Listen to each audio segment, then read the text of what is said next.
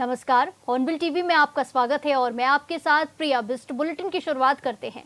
देहरादून में राज्य स्त्री शक्ति तीलू रोतेली और आंगनबाड़ी कार्यकर्ती पुरस्कार वितरण समारोह का आयोजन किया गया, जहां प्रदेश के मुखिया पुष्कर सिंह धामी ने शिरकत की। वहीं समारोह में सीएम ने महिलाओं को तीलू रोतेली और आंगनबाड़ी कार्यकर्ती पुरस्कार से सम्मानित किया। इस मौके पर कैबिनेट मंत्री रेखा आर्य भी मौजूद रही। कार्यक्रम में सीएम धामी ने कहा कि महिलाओं को सशक्त करना सरकार की प्राथमिकता है और प्रदेश में महिलाओं को सशक्त करने के लिए कई योजनाएं भी चलाई जा रही हैं। मेरे भी दोनों बच्चों ने आंगनबाड़ी केंद्र में प्रारंभिक शिक्षा प्राप्त की है।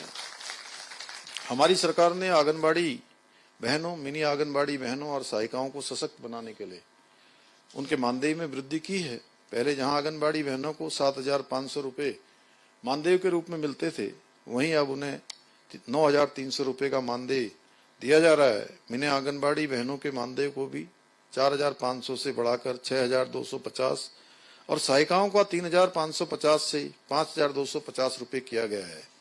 यही नहीं, हमने आंगनबाड़ी कार्यकर्ताओं को सुपरवाइजर के पद पर पदोन्नति दिए जाने का भी प्रावधान किया है। आज के इस अवसर पर मैं आप सभी बहनों को आश्वस्त करना चाहता हूं कि आपका ये भाई आपके अधिकारों और आपके सम्मान की रक्षा के लिए पूरी निष्ठा के साथ, पूरे समर्पण के साथ, पूरी शक्ति के साथ निरंतर कार्य करते रहेगा।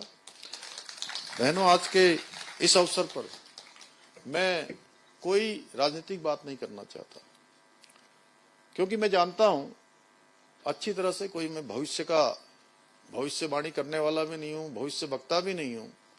लेकिन मैं पूरे राज्य के अंदर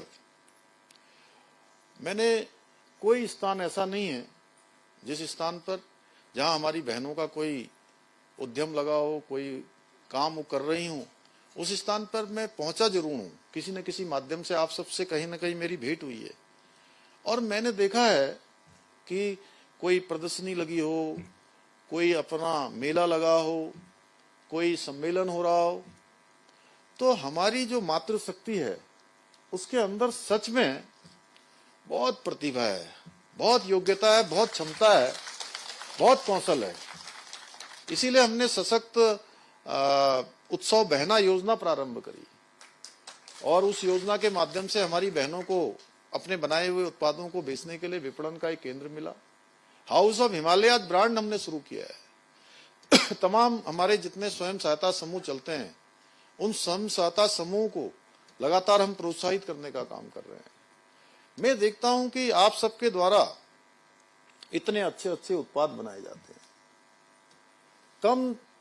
कम साधनों में, कम संसाधनों में इतने अच्छे उत्पाद हैं, इतनी अच्छी उनकी पैकेजिंग है कि सच में मैं कहता हूं कि बड़ी बड़ी बहुराष्ट्रीय कंपनियां भी हमारी इन बहनों के बनाए हुए उत्पाद के सामने पीछे छूट जाती हैं। और इसी के साथ में एक बात और जोड़ता हूं कि आने वाले समय में जो हमारे प्रधानमंत्री जी ने बाबा केदार की भूमि से, उनके मुंह से ये शब्द निकले थे, और ये शब्द कोई सामान्य स्थान पर नहीं निकले, ये शब्द उनके निकले थे बाबा केदार के धाम पर, महादेव के धाम पर, बाबा केदार के धाम पर, कि 21वीं सदी का तीसरा दशक उत्तराखंड का दशक होगा। कि आने वाले 10 सालों में उत्तराखंड देश के श्रेष्ठ राज्यों में शामिल होगा, देश के अग्रणी राज्यों में शामिल होगा। और मैं पूरे विश्वास पूर्वक कह सकता हूं कि उसमें अगर किसी का सबसे बड़ा योगदान होने वाला है तो हमारी बहनों का, हमारी मातृशक्ति का इसमें सबसे बड़ा योगदान होने वाला है। और जो क्रांति आने वाली है हमारे यहाँ पर, विकास की क्रांति, हमको आगे बढ़ाने की क्रांति, उत्तराखंड को गति देने की क्रांति, उत्तराखंड को मति देने की क्रांति, उत्तराखंड को प्रगति देने की क्रांति, उस क्रांति का कोई भाग बनेगा तो हमारी बहनें बनेंगी, हमारी मातृशक्ति बनेगी।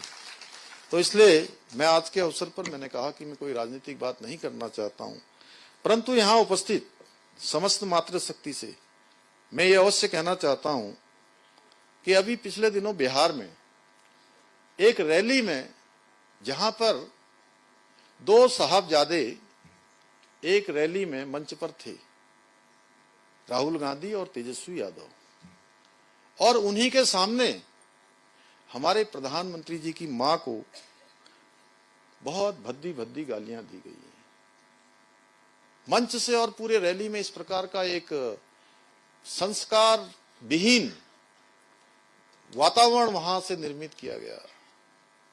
तो मैं कहना चाहता हूं कि जब भी आपको कोई विपक्षी कार्यकर्ता कोई मिले, उनकी पार्टी के लोग मिले, तो उनसे अवश्य आप पूछें क्या उन्हें मोदी जी की स्वर्गवासी मां पर ऐसी अभद्र टिप्पणी करने की कोई शर्मिंदगी है कि नहीं है, कोई पश्चाताप है कि नहीं है। आप ये जरूर पूछना, क्योंकि ये देश सब कुछ भूल सकता है परंतु मां का अपमान कभी नहीं भूल सकता। खैर छोड़िए इस बात का, क्योंकि इस बात का इनको जवाब देने का कोई साहस नहीं है। बहनों, हमारी सरकार उत्तराखंड को देश का श्रेष्ठ राज्य बनाने के अपने विकल्प रहित संकल्प के साथ निरंतर कार्य कर रही है, और मुझे पूरा विश्वास है कि हमारे इस संकल्प को सिद्ध करने में हमारी मातृशक्ति इसी प्रकार अपना आशीर्वाद, अपना समर्थन हमें प्रदान करते रहेंगे। उत्तराखंड को देश का अग्रणी राज्य बनाने में अपना योगदान आप सब देती रहेंगी। इसी विश्वास के साथ मैं आज सम्मानित होने वाली सभी बहनों को पुनः एक बार शुभकामनाएं देते हुए और आप सबके उज्जवल भविष्य की कामना करते हुए, हाँ, ये जरूर कहना चाहता हूं कि ये पुरस्कार कोई सामान्य पुरस्कार नहीं है, जैसा रेखा जी ने कहा। विभिन्न क्षेत्रों में, हर जनपद में उत्कृष्ट कार्य करने वाली, समाज के क्षेत्र में, महिलाओं के क्षेत्र में ऐसी मातृशक्ति की प्रत्येक महिलाओं को यहाँ सम्मानित किया जाता है। अनेक अनेक क्षेत्रों में जिन्होंने उत्कृष्ट प्रदर्शन किए हों, इसी प्रकार जो आंगनबाड़ी हमारी सहायिकाएं हैं, कार्यकर्ताएं हैं, उन सबको भी सम्मानित किया जाता है। इसके पीछे हमारा हेतु है कि महिलाएं अपने क्षेत्रों में और आगे बढ़ चढ़कर काम करें, उत्कृष्ट प्रदर्शन करें और अपने सर्वोच्च को देने के लिए संकल्पित होकर कार्य करें, इसलिए प्रोत्साहन किया जाता है।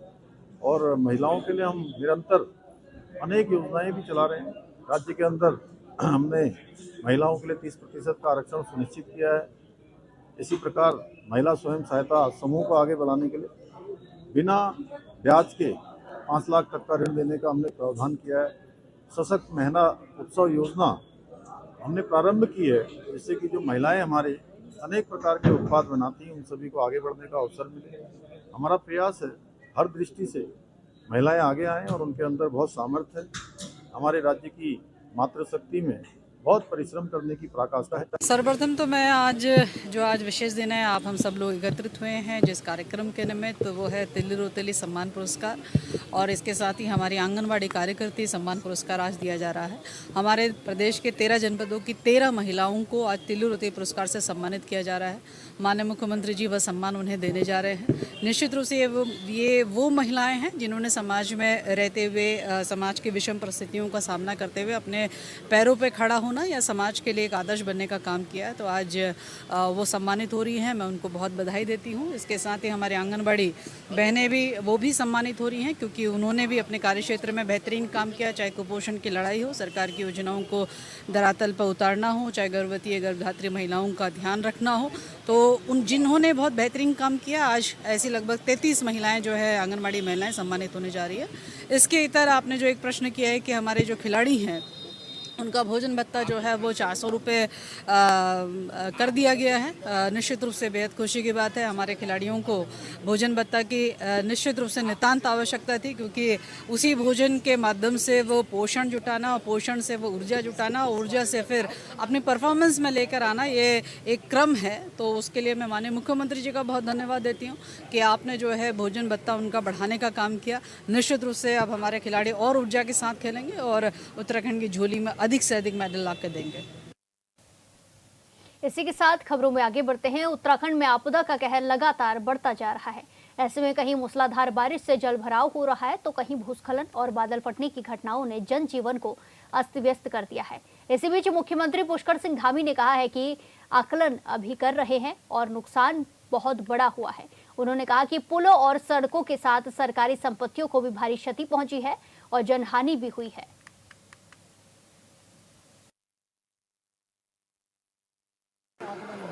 आकलन अभी कर रहे हैं और नुकसान है, बहुत बड़ा नुकसान है, इस बार काफ़ी नुकसान हुआ है और सभी देख ही रहे हैं कि पूरे प्रदेश के अंदर आपदा है, कहीं जल भराव है, कहीं लैंडस्लाइड है, कहीं पर बादल फट रहे हैं, अनेक प्रकार की कहीं कहीं पर चूँकि पुलों को, सड़कों को, सरकारी संपत्तियों को, निजी संपत्तियों को जनहानि भी हुई है और वैसे भी हानि हुई है, सभी प्रकार की हानि हुई है। मोदी सरकार ने जीएसटी को लेकर एक बड़ा ऐलान किया है। दरअसल जीएसटी काउंसिल की बैठक में 12 से 28% टैक्स स्लैब हटाने के प्रस्ताव को मंजूरी मिल गई है। अब जीएसटी के सिर्फ 2 स्लैब 5 और 18% ही रहेंगी, जिसके चलते कई जरूरी चीजों के दामों में भी कमी आएगी। इसी को लेकर हॉर्नबिल टीवी ने कैबिनेट मंत्री रेखा आर्य और विधायक खजान दास से बातचीत की है। जीएसटी बोर्ड परिषद की बड़ी बैठक हुई और ऐसे में बड़ी राहत जो है आम नागरिकों को दी गई है। जीएसटी में ये छूट का प्रावधान किया गया है। अब जो पहले 5, 18, 12 और 28% तक जो जीएसटी दी जाती थी, अब उस पर ये कहा गया है कि अब इसके नॉर्म्स कम कर दी गए हैं, यानी कि 5 और 18% ही अब जीएसटी दी जाया करेगी। मंत्री रेखा आर्य जी भी यहाँ पर पहुँची हुई हैं। मैडम, जिस तरह से प्रधानमंत्री जी की ओर से आह्वान भी किया गया, अब जीएसटी दरों में भी छूट कर दी गई है, किस रूप में आप देखते भी हैं, क्योंकि अब आम नागरिकों को काफ़ी फायदा भी मिलेगा उससे? देखिए, निश्चित रूप से माननीय प्रधानमंत्री जी की तरफ से हमेशा गरीब कल्याण से लेकर हमारे देश के नागरिकों का हित किस प्रकार से हो सकता है, उस हर संभावनाओं पर उन्होंने काम किया है। मैं माननीय प्रधानमंत्री जी का बहुत धन्यवाद देती हूँ कि ये निर्णय एक समय में तत्समय के हिसाब से आवश्यक था, तो वो माननीय प्रधानमंत्री जी ने किया है। तो समस्त देशवासी उनका बहुत आभार व्यक्त करते हैं। मैडम, क्योंकि खाने पीने की जो चीज़ें पहले महंगी हुआ करती थी, अब वो काफ़ी सस्ती हो जाएगी, तो लोगों को फ़ायदा मिलेगा इससे, उत्तराखंड की जनता को भी। देखिए, निश्चित रूप से मैं समझती हूँ कि जब किसी वस्तु के दाम यदि गिरते हैं तो स्वाभाविक रूप से उसका फ़ायदा आम, खासकर तो जो बिल्कुल गरीब तबका है या मध्यम वर्ग है, उसको तो सबसे ज़्यादा फ़ायदा होता है। मैं समझती हूँ ये निर्णय बहुत साहसिक है और ये निर्णय जो है जनहित में माननीय प्रधानमंत्री जी ने जो किया है, हम सब मिलकर उनका बहुत हृदय की गहराई से धन्यवाद व्यक्त करते हैं। धन्यवाद मैम, उनसे बातचीत करने के लिए। तो मैडम बता रही थी कि बड़ी राहत जो है जीएसटी में दी गई है। विधायक जी हमारे साथ हैं। विधायक जी, जीएसटी में एक बड़ी राहत दी गई है केंद्र सरकार की ओर से, किस रूप में आप इसको देख भी रहे हैं, क्या कहेंगे? देखिए, इसका जिस तरह से जो माननीय प्रधानमंत्री जी ने जो कहा था, पहले भी कहा था, उन्होंने कहा कि इसमें जीएसटी में बहुत बड़ी राहत देने वाले हैं, वो सपना पूरा होने जा रहा है। और मैं माननीय प्रधानमंत्री जी को और वित्त मंत्री जी को, भारत सरकार को बहुत बहुत बधाई और धन्यवाद ज्ञापित करना चाहूँगा कि आपने ये राहत पूरे आप जनमानस को दी है, इसके लिए उनका अभिनंदन करता हूँ। लेकिन सर, क्योंकि काफ़ी महंगाई थी, 28% तक जीएसटी देना पड़ता था, अब केवल 18% और 5% ही देना पड़ेगा, तो आम लोगों के लिए कितनी सुविधाएं इससे हो पाएंगी? मैंने कहना चाह रहा हूँ कि ये बहुत ही राहत भरी एक न्यूज़ है और इसके लिए मैंने कहा कि प्रधानमंत्री जी का धन्यवाद ज्ञापित करना चाहूँगा। और जिस तरह से ये संकेत बहुत पहले से मिल रहे थे कि ऐसा होने वाला है, वो अब हो गया है, तो मुझे लगता है कि आम आदमी को एक इससे बहुत बड़ी राहत मिलने वाली। और जहाँ तक 28% तक जो है जीएसटी जाता था, अब उसको कमती करते हुए 18% के लगभग होगा और आम आदमी को बहुत बड़ी सुविधा मिलेगी। धन्यवाद सर, हमसे बातचीत करने के लिए। तो पूरी तरह से अब क्योंकि जीएसटी पर जो नियंत्रण है वो किया गया है, अब 5% और 18% जीएसटी 2 भागों में ही लागू की गई है। हॉर्नबिल टीवी के लिए देहरादून से विशाल गर्ग। इसी के साथ खबरों में आगे बढ़ते हैं। बीजेपी के प्रदेश अध्यक्ष महेंद्र भट्ट ने कार्यकारिणी गठन को लेकर बड़ा बयान दिया। उन्होंने कहा कि प्रदेश के कुछ जिलों में आपदा जैसी गंभीर परिस्थितियां बनी हुई हैं, जिस वजह से वहां के पदाधिकारी फिलहाल इस प्रक्रिया में शामिल नहीं हो पा रहे हैं। भट्ट ने साफ किया है कि आपदा प्रभावित जिलों को छोड़कर बाकी सभी जिलों में जिला कार्यकारिणी का गठन जल्द ही किया जाएगा। इसके बाद प्रदेश कार्यकारिणी का गठन भी अंतिम रूप ले लेगा। उनका कहना है कि संगठन को मजबूत बनाने की दिशा में लगातार काम किया जा रहा है और बीजेपी बहुत जल्द पूरे राज्य में अपनी कार्यकारिणी का गठन पूरा कर लेगी।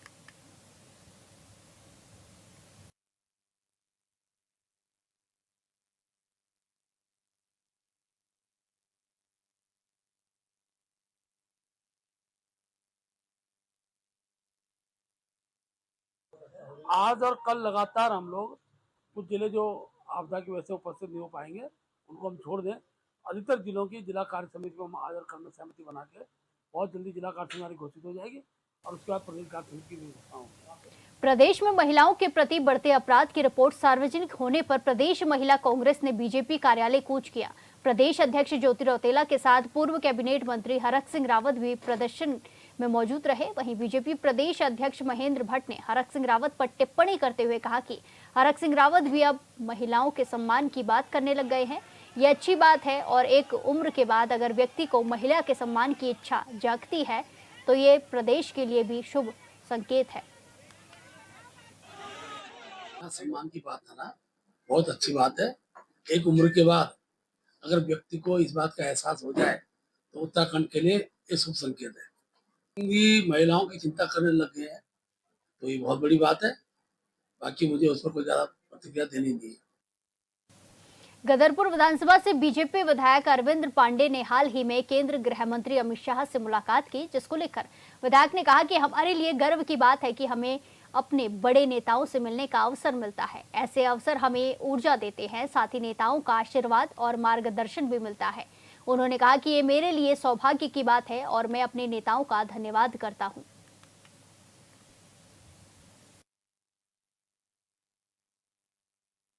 जब आदमी अपने बड़े नेताओं से मिले और तो निश्चय आदमी को खुशी भी होती है। और ये तो हम लोगों का सौभाग्य है कि हम लोगों को बड़े नेता हम लोग को समय समय पर बुलाते रहते हैं, सीख भी देते हैं, आशीर्वाद भी देते हैं। तो हम लोगों का सौभाग्य है और इसी नाते हम लोगों को एनर्जी मिलती है काम। लेकिन अमित शाह जी तो विधायक को तो बहुत कम मिलते हैं। आप चुने गए हैं, उनमें काउगी चुने गए हैं, कुछ स्पेशल है आपको? ये मेरा सौभाग्य है और ये हमारे नेताओं का धन्यवाद। उत्तराखंड की राजधानी देहरादून महिलाओं के लिए सुरक्षित है या नहीं, इसे लेकर सत्ता पक्ष और विपक्ष आमने सामने है। बुधवार को उत्तराखंड महिला कांग्रेस कार्यकर्ताओं ने प्रदेश अध्यक्ष ज्योति रौतेला के नेतृत्व में देहरादून में विरोध प्रदर्शन किया। कुछ समय पहले जारी की गई रिपोर्ट का विपक्ष हवाला दे रहा है और सत्ता पक्ष का कहना है कि रिपोर्ट ही तथ्यहीन है।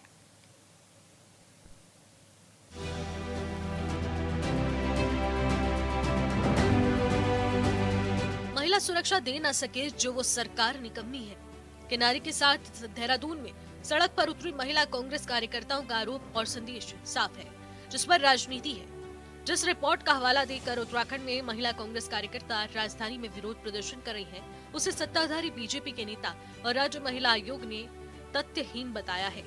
लेकिन विपक्ष का आरोप है कि प्रदेश में महिला अत्याचार लगातार बढ़ रहा है। पूरे उत्तराखंड में महिलाओं के ऊपर अपराधों की घटना बढ़ी। अभी महिला आयोग की एक रिपोर्ट आई नारी, जिसको महिला कांग्रेस के राष्ट्रीय अध्यक्ष ने ट्वीट करा है, जिसमें कि देहरादून जो शहर हमारा शिक्षा के लिए जाना जाता था, शांति के लिए जाना जाता था, प्रेम के लिए जाना जाता था, उस शहर में वो शहर देश के सबसे 10 जो असुरक्षित शहर है महिलाओं के मामले में, वो उसमें उसका नाम आया है। इसके खिलाफ भी धरना प्रदर्शन है। लगातार देवभूमि उत्तराखंड में महिलाओं के ऊपर अत्याचार, दुराचार की घटनाएं बढ़ती जा रही। पिछले 3 साल में एनसीआरबी की रिपोर्ट के 2500 से ज्यादा महिलाओं के साथ दुष्कर्म की घटनाएं घटी। 10,000 से ज्यादा महिलाओं की गुमशुदगी की रिपोर्ट दर्ज हुई। उसके खिलाफ आज धरना प्रदर्शन है। कुछ समय पहले ही पी वैल्यू एनालिटिक्स नाम की सर्वे कंपनी ने महिला सुरक्षा पर आधारित एक रिपोर्ट सार्वजनिक की थी। रिपोर्ट जिस प्रोग्राम में रिपोर्ट को सार्वजनिक किया जा रहा था, उस दौरान केंद्रीय महिला आयोग की अध्यक्ष मौजूद रही और उन्होंने सर्वे कंपनी को धन्यवाद करते हुए रिपोर्ट को लेकर तारीफ की थी। 31 शहरों में महिलाओं की धारणा को दर्ज करने में नारी टीम की जो दृढ़ता है और प्रतिबद्धता है, इसके लिए मैं उनकी बहुत बहुत सराहना भी करती हूँ। इसी के साथ साथ उनका जो काम है, उनका काम अपराधों के आंकड़ों से कहीं आगे चला जा रहा है और अक्सर नज़रअंदाज किए गए रोज़मर्रा के जो अनुभवों का ये काम दस्तावेजीकरण भी करता है। मुझे लगता है कि ये बहुत महत्वपूर्ण बात है। अनेक चीज़ों पे हम सिर्फ बात करते रहते हैं पर उसका दस्तावेजीकरण नहीं होता है, जो आपने इतने शानदार तरीके से किया है। ये बहुत ही उपयोगी है और मुझे ये भी लग रहा है कि आपका जो समावेशी दृष्टिकोण है, ये समावेशी दृष्टिकोण देश की महिलाओं को आगे बढ़ने के लिए, सुरक्षा और सम्मान देने के लिए बहुत ही उपयोगी साबित होगा। आज मुझे आपका इसके लिए भी अभिनंदन करना है कि आपने यहाँ पे जो वक्ताओं को बुलाया है, ये वक्ताओं का चयन भी आपका समावेशी दृष्टिकोण को पूरा अधोरेखित करता है। और इसीलिए मुझे ये भी लगता है कि आपने इस रिपोर्ट में महिलाओं को अपनी बात कहने का एक मंच भी दिया है और उसके जो निष्कर्ष जो आए हैं, ये उन सभी शहरों में सार्थक बदलाव का मार्गदर्शन भी करेंगे। आपका बहुत बहुत अभिनंदन। जारी इस रिपोर्ट को देश भर के 31 शहरों में 12,770 महिलाओं पर सर्वे करके तैयार किया गया है। इस सर्वे रिपोर्ट में महिलाओं की सुरक्षा, धारणा, उत्पीड़न की घटनाएं और संस्थागत प्रतिक्रिया समेत अन्य तमाम पहलुओं पर शामिल किया गया है। कहा गया कि महिलाओं के लिए असुरक्षित टॉप 10 शहरों में उत्तराखंड की राजधानी देहरादून का जिक्र है, जिसे राज्य महिला आयोग और बीजेपी के नेता तथ्यहीन बता रहे हैं। उत्तराखंड में महिलाएं सुरक्षित हैं, देहरादून में महिलाएं सुरक्षित है। सरकार पूरी तरह से महिलाओं के साथ खड़ी है। उत्तराखंड राज्य महिला आयोग रात दिन महिलाओं के साथ, महिलाओं के बीच में काम कर रहा है। उत्तराखंड में महिलाएं पूरी तरह सुरक्षित है, देहरादून में महिलाएं पूरी तरह सुरक्षित है। कांग्रेस का आज का प्रदर्शन पूरी तरह फ्लॉप था और जिस विषय को लेकर प्रदर्शन कर रहे थे, अब तो मेरा शक जाता है कि कांग्रेस ने ही उस संस्था को इस प्रकार का मैसेज, जिसमें देहरादून में महिला अपराध वृद्धि का विषय लेकर जो जिस संस्था ने अपनी बात को रखा है, अब मैं स्पष्ट रूप से कह सकता हूं कि कांग्रेस ने ही पैसे देकर उनसे इस प्रकार का सर्वे कराया है और आज के प्रदर्शन ने उस पर मोहर लगा दी। बात सिर्फ राज्य महिला आयोग के अध्यक्ष और सत्ताधारी पार्टी के नेता तक सीमित नहीं है। रिपोर्ट आने के बाद देहरादून के एसएसपी अजय कुमार ने मीडिया के सवालों पर कहा कि रिपोर्ट 31 शहरों में 12,770 महिलाओं के आधार पर तैयार की गई है, जिसमें देहरादून से मात्र 400 महिलाओं से बात की गई और उसी के आधार पर ये रिपोर्ट तैयार की गई, जबकि देहरादून में ही महिलाओं की संख्या 9 लाख है। दून पुलिस ने सर्वे कंपनी को नोटिस भेजकर जवाब मांगा है। देखिए, एक कोई भी सर्वे, बहुत सारी प्राइवेट एजेंसीज और बहुत सारे लोग विभिन्न तरह के सर्वे करते हैं, बट डेफिनेटली जब ऐसे सर्वे किए जाते हैं और अगर किसी अथॉरिटी से कंसर्न है, अगर वो पुलिस से हो, प्रशासन से हो या किसी विभाग से हो, सरकार से हो, तो डेफिनेटली उनको भी वहाँ पर एक बार जरूर उस वर्जन को, उनका मंतव्य जानना चाहिए कि वो क्या कर रहे हैं इस फील्ड में, जिससे कि सही वर्जन आ पाए। या ऐसी कोई फाइंडिंग निकाली गई है तो उसको भी संबंधित को जरूर शेयर करना चाहिए, जिससे कि क्या बेहतर सुझाव उनके जो आते हैं उस पर हम आगे इंफ्रास्ट्रक्चर वाइज या उसके बाद कर सकें। लेकिन अभी तक देखा गया है कि सिर्फ एक सेंसेशनल न्यूज़ की तरह ये सर्वे अभी प्रसारित हो रहा है। तो मैं सभी को फिर से ये अश्योर करना चाहूँगा, चाहे वो देहरादून के हमारे माताएं बहनें हों, चाहे बेटियां हों, सभी को अश्योर करना चाहता हूँ कि यहाँ पर इस तरह का कोई पैनिक नहीं है जैसा, और उनकी सुरक्षा के लिए देहरादून पुलिस पूरी तरह से कटिबद्ध और प्रतिबद्ध है। सर्वे के मुताबिक देहरादून शहर में 21% महिलाओं का शारीरिक और 10% महिलाओं का मानसिक उत्पीड़न हो रहा है। इसके साथ ही 19% महिलाओं को पड़ोसियों और 13% महिलाओं से कार्यस्थल पर उत्पीड़न हो रहा है। रिपोर्ट को लेकर राजनीतिक आरोपों के बीच विपक्ष और आम जनता के कई सवाल हैं, जिसका साफ शब्दों में जवाब सियासत में आसान नहीं। समाज में अगर बदलाव लाना है तो हमें और आपको महिलाओं के प्रति सोच बदलने की जरूरत है। Bureau report, hornbill TV. इस बुलेटिन में फिलहाल के लिए इतना ही। बाकी तमाम खबरों के लिए देखते रहिए हॉर्नबिल टीवी। नमस्कार।